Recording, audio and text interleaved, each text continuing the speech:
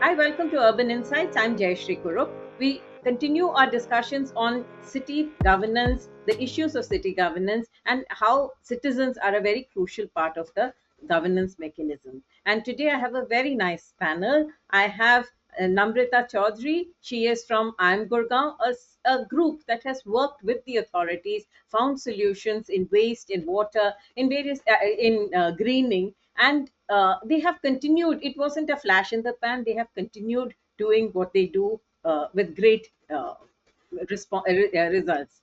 And I have Manas Human. Manas is from Nagaro. Thanks, Manas, for joining us. Manas and his company, they offer technology and digital solutions, product solutions around the world in multiple fields. And Jens Kimmel represents Consul Democracy. It is an open source platform that allows citizens and cities to participate in governance and work together. Thank you so much for joining us. And let me first start with Namrita. Namrita, traditionally citizens complain that cities don't allow them to work together, that there is an opacity, there is no transparency, and so on. So how was it that a group like you, tell us the genesis of I'm Gurgaon, if you could, very briefly, and how did you manage to work with the government? What was your trick? So, Jayashree, this is our 15th year on ground. And I don't think we would have survived 15 years if the government we were not working together. So, I would have to say that, yeah, they have believed in us, trusted us with so many projects. And I think we've been delivering on ground year after year, probably, and we are transparent. It's all there for people to see, for the government to see. And I think that makes a difference. So, we've all worked together closely. All projects that we work on in the last 15 years are with the government. The land is all with the government. We are working on ground, and the money is all from the CSR corporates. So I think it's a great example of government, communities, everybody working together on ground and making a difference. How did you start by working with the government? What did it take to convince them that you was a serious group and that you had things that could work well for Gurkha? I think it was a good officer out there who believed in us when we went to him and we said that there's this 350-acre of land, which is the Aravali Biodiversity Park today, as we all know, which was also declared as the first OECM site in India. That was our first project. And Atal, who was our one of our co-founder members, he used to see that space from his office every day, and it was a mining site, and a few citizens got together and they said we need to do something about it, and they approached the government, and we all went with our plans and everything. And I think somewhere the passion, and they got convinced, the government is, let's try it. And yeah, and the rest is all history. We are on the 15th project right now. 800 acres of land in Gurgaon we have worked till now, we have restored, and I would say we have saved it from becoming a landfill or high rise buildings. Yeah. Tell us about the waste initiative, the Samadhan Hub, something that even the G20 delegates came and visited, right? So tell us how it happened and what is it? Is it as you visualized it? Do you need more participation? How do you encourage more citizens to participate? So our waste journey started in 2019. We started with an initiative called Where Does It Go? That was the first campaign that we did. Where does it go? Because we wanted everybody to realize, where is actually the waste going? Do we even know where it is going? We just throw it in a dustbin and that's it. Are we understanding where it is going? It is going to the landfill because nothing is being done to it. It's not being put at the right end. So we all got together, and of course, with the support of MCG, we reached out to schools, RWAs, corporates, wherein dry waste was collected. And then Mr. Arun Kumar, an artist, he said he's going to create something, some installations out of waste, and he got 10, 12 more artists with him. And they created these installations of dry waste. And each installation had a story to it, which was hard hitting. And one that stayed with me was this huge pyramid which was made all of plastic. And the significance of that was that each family generates that much of dry waste in 1 year. So when you actually see it, it hits you. You don't realize how much waste I'm generating every day. But when he made that huge pyramid, which was about like two-storied building kind of a height, it was like, oh my god, my family is generating that much of waste, and I'm adding to the problem. That's where you sit and you reflect and you think, okay, I can make a difference. So we started in 2019 and we named that space Samadhan Hub, which means solutions, where we are giving solutions to people. So whether it is your paper, your hard plastic, your soft plastic, MLP, e-waste, glass, any kind of dry waste, we are giving a solution. And our formula is very, very simple. We have tied up with a few NGO recyclers who we have vet, of course, who take the dry waste from us. So we specifically, e-waste goes to one, paper goes to one, soft plastic goes to one, and they are recycling it further. So you just come to Samadhan Hub, you drop off the various different waste, and the recycler takes it. He recycles it. He is making items out of it, selling, getting money. So it's a full circular economy that you're doing.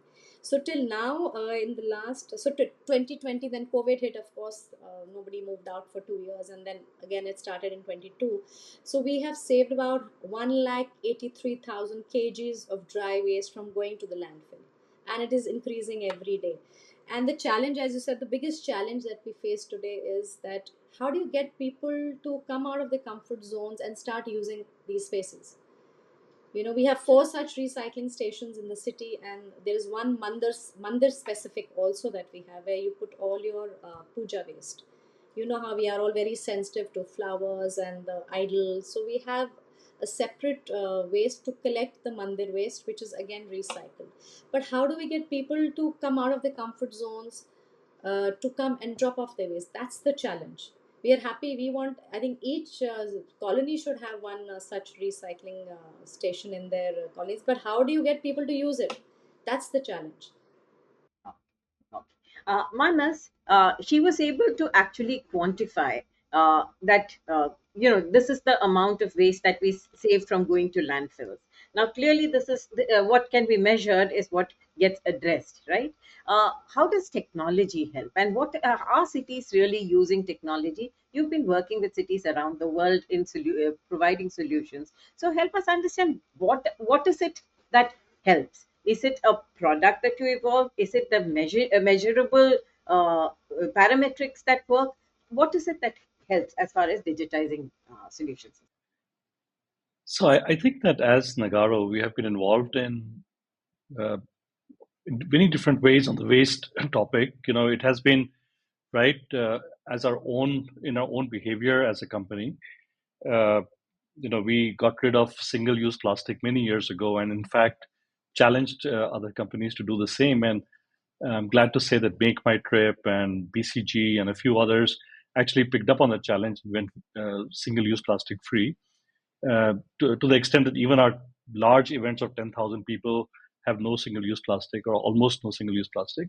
So there's different levels, right? So there's a level of how you behave. There's a level of the projects you sponsor, and talking of quantifying the impact. The Sanath Road that we have just redone has used 11,000 tons of C&D waste, for example, and so on.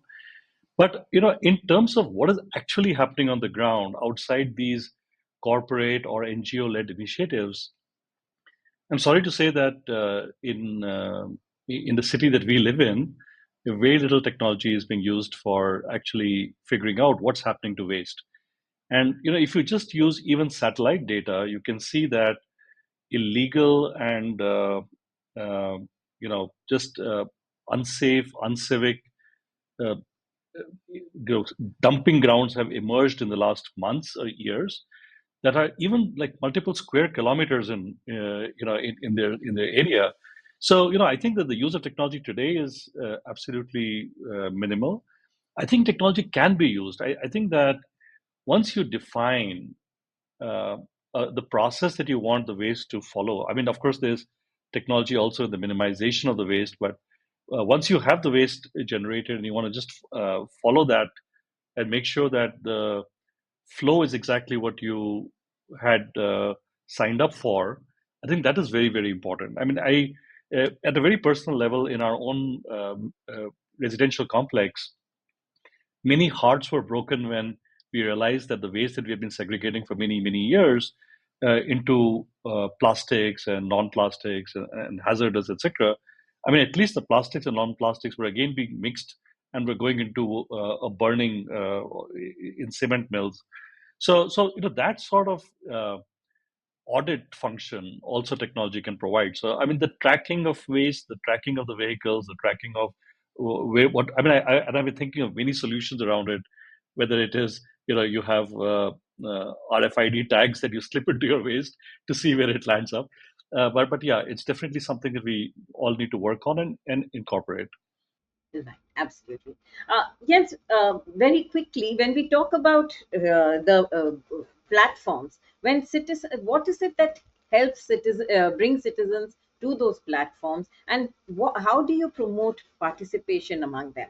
How does your platform help?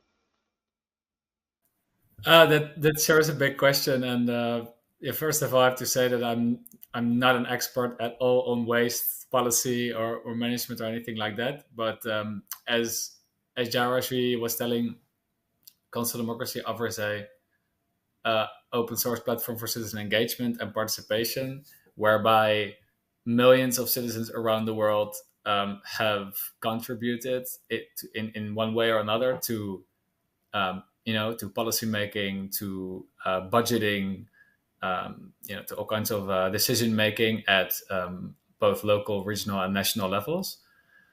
Um, so there's many ways that you can use a platform like Council for participatory governance. But let me first say this, that the technology is only like a small part of the of any solution, right? So um, it's basically many times people are thinking about the technology as a sort of solution that can change the world, but obviously we need like political will, we need like a change in culture, we need all those things that are important, and technology can help us in the transformation, but it's definitely not the final, not the silver bullet, right?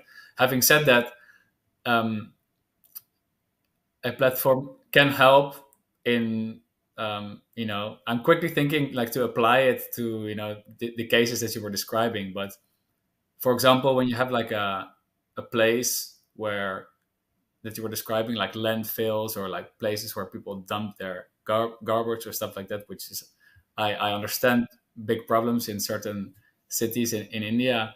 One thing you can do is to organize a process of collective um, a public consultation, around what should be like the destination of this place, and people can sort of come together, exchange views, and many of them can do it by doing using a digital tool. So you can do public consultation. You can have you can even include many citizens together in what we call collaborative legislation, which is basically a conversation around drafting a certain policy plan, whether it's like a planning document or a new strategy that a city is developing. There's you can do all that pretty easily actually with a channel like Console. So it's an additional channel for structuring citizen participation, and it can apply to different domains. Right. In fact, way back in 2009, I think, when I was leading the editorial and research team in Times Business Solutions, we worked with the US Department of Energy and the Ministry of Environment, and it was very early. If Gurgaon was nowhere as built up as it is today. But at that time, we held a public consult, physical, of course, that time. It was in the Leisure Valley, and close to 3,000, 4,000 people came and participated in that. The RWAs, concerned citizens, school kids, teachers, principals, and the Ministry of Environment came, the Department of Technology, the Department of Environment from the US, their representatives came, and we talked about these solutions. Unfortunately, governments changed. There were different priorities came, and while it was a good initiative, taking it to the next level, I have found a challenge, which is why I'm all praise for I am Gurgaon, which really has kept up the momentum and come up with a project a year kind of thing, which makes a lot of sense. But Namrita, let's pick up from what Jens said. public consults. How do people turn up for public consults? What has been your response to public consults? Have you started those? So what we've been doing is, like, every year, for example, on Earth Day, we try to again get back to our Where Does It Go campaign. So as you said, you have to keep talking about it. It cannot be, and you have to keep, there has to be some action. So people's memory is very short lived. So if you don't keep constantly talking about it, nobody remembers anything.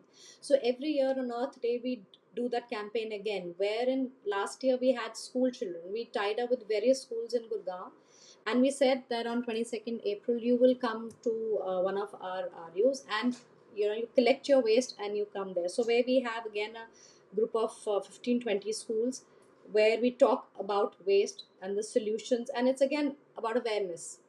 So we do that every year. We did it this year too. Again, we had schools, because we think children are the best way forward to bring about the change. Adults are too busy working, they don't have time. Children are the change makers, because if a child is convinced, he will convince his family. So we've been focusing on that, and yeah, it has made a difference. It has made a difference. We have done it with RWS as well. So we last year we even had the RWAs, so various buildings, we reached out to them, and they collected the waste. And again, we did the similar campaign where we had a few communities and the RWAs there, and we spoke and discussed the same issue, and discussed with them what challenges they face, because there is a challenge at every step, and if we don't deal with it, there is no way we can move forward. Waste. See, in theory, we've got the laws, but somehow it's like Yen said, it needs a tremendous political will, and that's where a lot of our cities struggle. The ones who have political will, like Surat, Indore, and so on, you see a lot of difference. But where there is not enough political will, it's a struggle for the citizens. Now, Manas, you have been part of so many rallies and exhorting people to change and so on. Over the last 1 year, we have had so many problems. It's a very long tailed problem.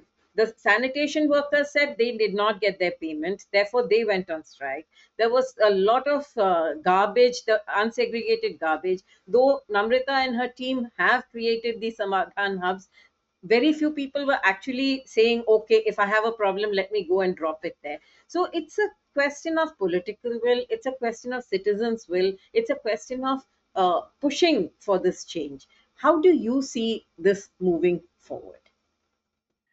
That's an excellent question. I think that just like building a house requires several bricks, or building a wall or whatever, and you cannot just keep fiddling with them while you're in that process of building.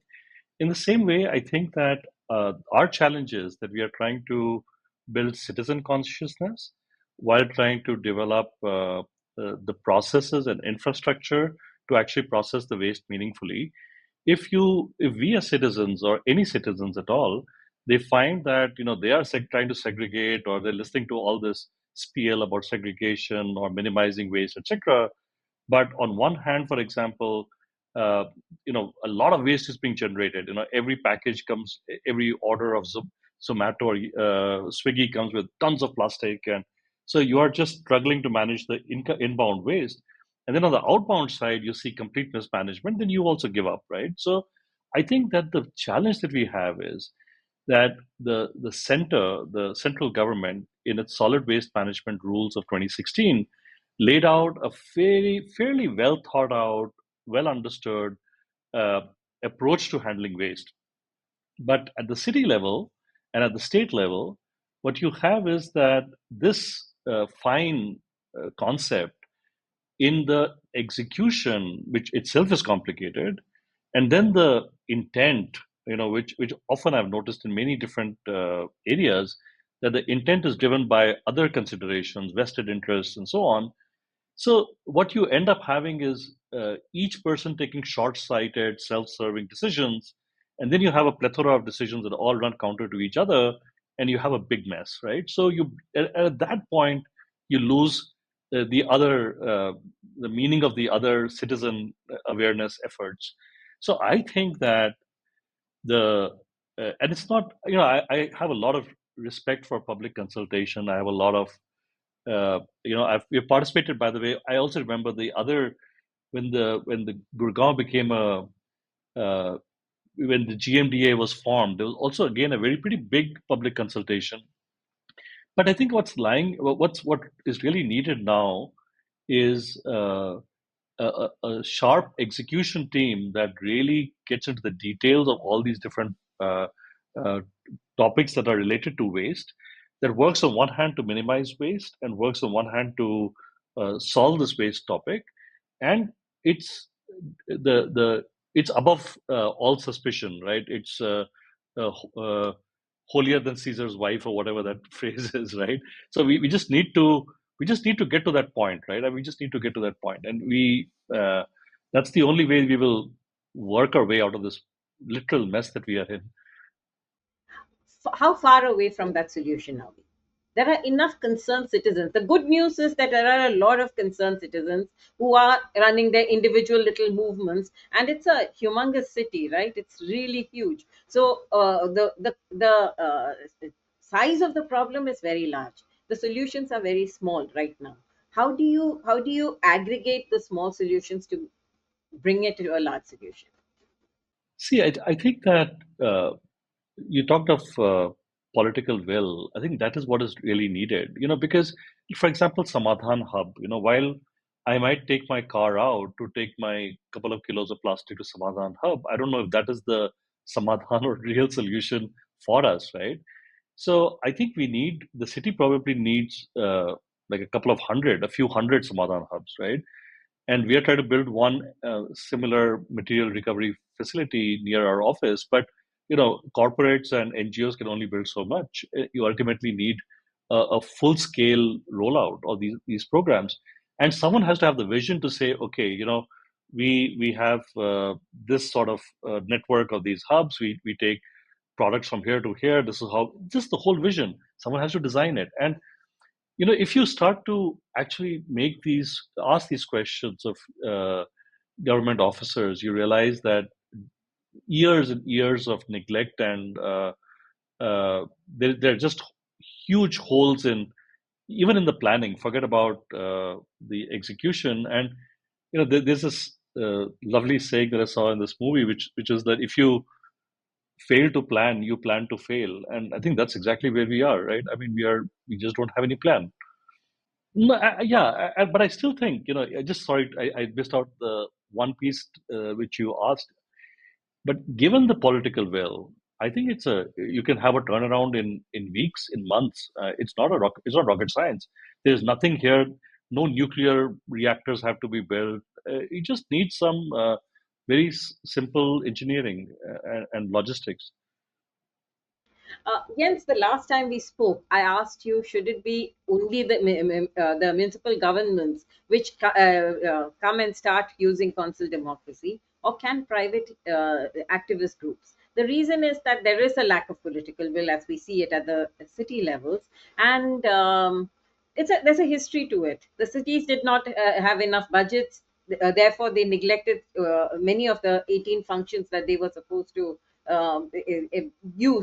provide, and therefore they did as much as they could, and they were always struggling to make ends meet. Cities were growing. We've got close to 7,000 cities in different stages of development, and one solution came. There was a big crisis in Mumbai, the floods of Mumbai 2001, when we had the JNNURM coming up, the Jawaharlal Nehru National Urban Renewal Mission.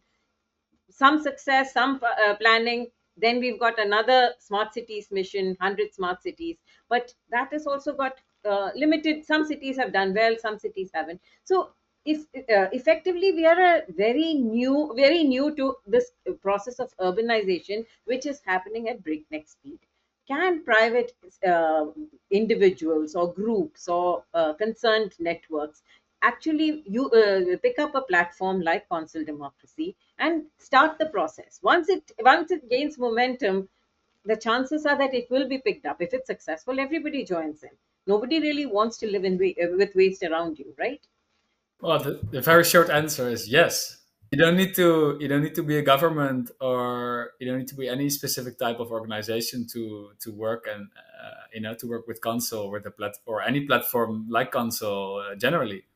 Um, the the reality is though that 95 or even more of the people that implemented and worked with Console are governments, because it's designed as a tool to make government more open, transparent, and democratic.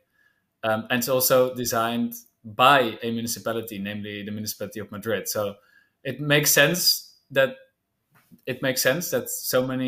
such a big chunk of our user community are governments, but there's also examples of networks and universities and other non-government organizations taking the lead, and taking the initiative of implementing Console.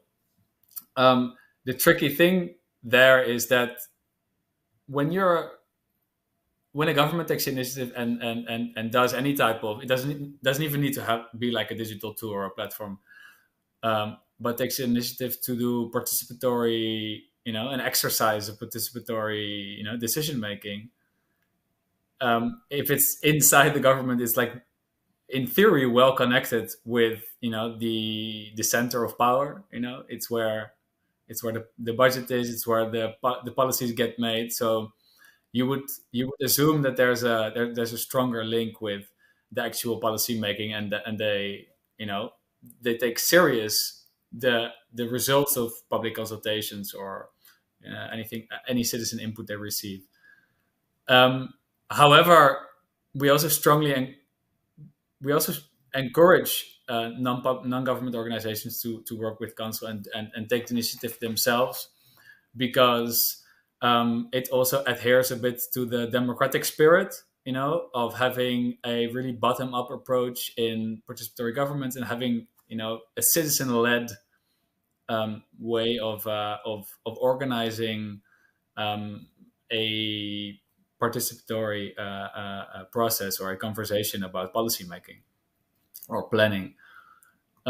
Yeah, so we really encourage that, and we would like actually to see more of that. So I'm really just to really in practice, like what does it mean, to use Console if you're a group of concerned citizens or a network, as you were saying. You need a server with some room on it to implement your platform, and you need a couple of people to administer it, to say, okay, we want this type of process, and to kind of be an administrator. And then obviously you need a lot of effort, as was already said here. Very importantly, a lot of people, or a lot of effort in talking to people constantly to keep their conversation going, to do educative efforts, to really like be out there and engage people in the conversation, because only online it doesn't work, of course. Right. Absolutely. I think we've raised a lot of issues. There are people like Namrita and her group who have actually found solutions. What I liked about Manas, I mean, I first met Manas when he was organizing his team was organizing a Ragiri, which is a street protest asking for a road to be rebuilt. And it was so much fun. There was music, and there was dancing, and there was aerobics and all kinds of things. Children were playing. There were street games. But the bigger message was that if you come together, things can happen. Things must happen, and you can make them happen. Manas, closing comments from you, and then we'll go round and. Sure. No, so I actually think that one of the great things about Gurgaon, and I think one of the great things about India, and maybe about the young people in general, because India is a relatively young country, and demographically as well as from the age perspective, and Gurgaon is a very young city.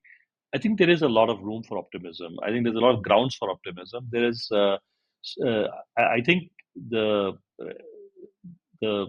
the fact that governments and NGOs and corporates and citizens and media can come together and create some of the stuff like what I Am Gurgaon has created is just testament to that. I also just think that from a quality of life perspective, my quality of life has improved massively by just knowing people like other folks I am Gurgaon uh, and you, right? For the kinds of things that you are trying to do. And one of my hopes is that we can share this with millions of more people, that if you manage to sort of tie into this positive energy of people trying to do good for society, then outside your work, outside your family, outside your friend circle, you will discover some new friends. You will discover some new joy and energy, and that's something that we need to figure out how to achieve, right? Because that will be it'll be a big motive force, I think, especially in a young country like India. Namrita, the administration has announced that they will put their might behind waste management and make it a garbage free city and very clean city, green city, and so on. Do platforms, do you think there is, like I asked earlier, there are so many little movements happening all over the city with platforms like Console and with technology like what Manas provides. Do you think that there is that Gurgaon can actually rise above these problems and move towards a solution? After all, the administration is promising it. I think as long as the intent is there, whether it's an individual or it's the administration, if the intent is there, I don't see any reason why we cannot do it. It's just about saying, okay, I can make a difference. It's not about what the others are doing or not doing, it's about what I am doing. And if each one of us is conscious to make a difference, we will make a difference. But if you're expecting the other person to do the change and I'm just not going to move, then it's not going to happen. So I think each one of us needs to do our bit, and together we will definitely make a difference. That's our motto as well. I am Gurgaon, together we make a difference. So we have believed in it, and that's how we have survived, and we are not going to give up. Wonderful. Jens, what the biggest problem here is that the government, the municipal government today has money through various schemes. The municipal government has money. How to make that budget participatory? At least part of that budget participatory, so that all the people who are involved in this process can actually feel involved. You have seen various cities using console and coming together to find solutions, right? Help us to understand that budgeting process. Yeah, thanks. I mean, this is a beautiful way of, in my humble opinion, of doing participatory governance, where um, you have a city or another government decides on a certain chunk of the budget to spend together with the citizens, and um, there's huge experience at this point of 15 years of doing participatory budgeting in many parts of the world, not only through console. And the usual steps in that process are, um, you know, submitting proposals, talking about them, evaluating them from an administration perspective, and then eventually voting, together with everyone who's logged in, to decide which of these projects, of these citizen project and proposals, are to be selected. Right? It's the most used feature of our platform. It's the most used feature of different platforms out there, and I think that is, because it's a kind of a safe it's a safe the safe choice from a government perspective, because it's safe for them in terms of deciding presiding in advance of, this is the room where citizens have a say, right? It's also a bit, it's safe for them, and it's also not, it keeps the hierarchies very much in place. We're also like, you can also be critical of that, and we understand that, but it's a safe way, because governments can say, we're going to spend 10 million euros, or 100 million of that currency with the citizens, and that's how we're going to do it. And we've been planning that beforehand, so it's not a planning exercise, but it's really, spending, a chunk of the budget which is pre-planned, so it's involving citizens in a later stage, of the process. We would encourage also involving, citizens earlier in the process, of doing also co-writing strategy plans and policies, and involving them way earlier in the process. So yeah, that's how that works, and it's also, we sometimes call it a Trojan horse, because it's safe.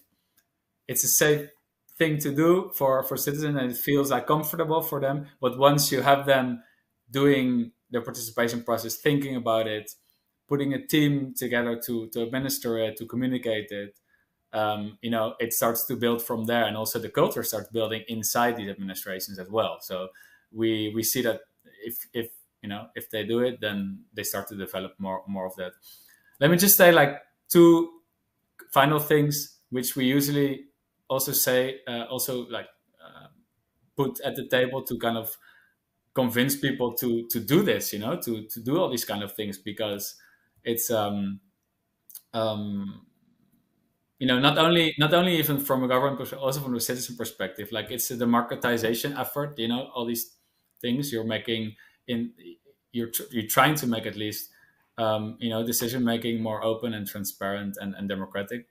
But also there's this thing of this idea of collective intelligence, right? So by including many people to designing a policy or a plan, you're including a lot of knowledge, and a lot of people know a lot of things, especially about local places where they live, right? So the collective intelligence is, I think, a very good argument of making governance more participatory. And also these processes have a lot of side effects, potential positive side effects, like building trust among, between citizens and administrations, but also vice versa, and also among citizens. So yeah, that's some arguments, that we use all the time to convince people to start doing more of participatory governance. Right. And the reason why I'm picking it up at this point of time is we are heading to elections on the 1st of October. Make these issues matter. Raise these issues, make citizens' participation a election issue. We want clean cities. We want cities without waterlogging. We want cities which are well managed, and we want a part in whatever that management is. And we are willing to do whatever it takes to make the city clean, green, and viable. Thank you so much for participating in this conversation. It was great having you all here. Found this video useful? Please subscribe to this channel for more such videos. Do like and share with as many people as you can.